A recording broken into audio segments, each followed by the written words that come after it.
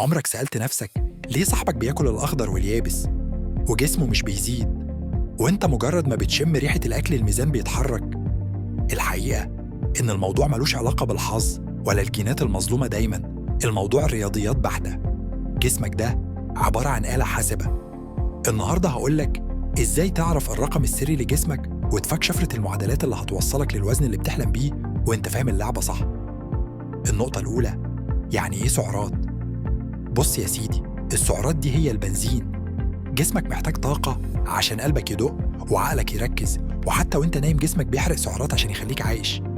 لو دخلت بنزين قد اللي بتصرفه العربية اللي هي جسمك هتفضل ثابتة. زودت هتخزن دهون، قللت جسمك هيبدأ يسحب من المخازن القديمة. هي دي الحكاية ببساطة. مش محتاجة حاجة يعني. النقطة الثانية، معادلة البي ام ار، رقمك وانت مريح.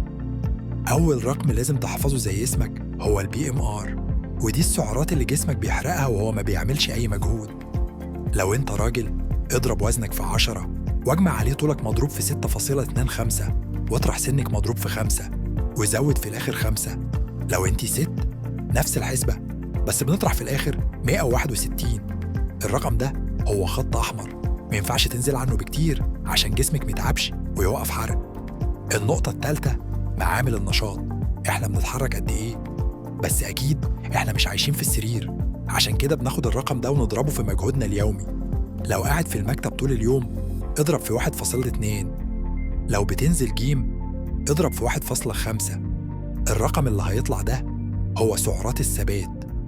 وقبل ما أقولك تعمل إيه بالرقم ده، لو حاسس إنك بدأت تفهم اللعبة انزل دلوقتي اخبط اللايك 200 واشترك عشان الفيديوهات الجاية تقيلة جدا.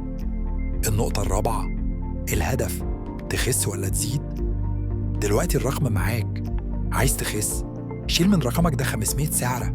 عايز تزيد عضلات زود عليه 500 سعرة. الموضوع عامل زي ميزانية البيت، صرفت أكتر من اللي معاك هتستلف من الدهون، شيلت فلوس زيادة هتحوش دهون برضو.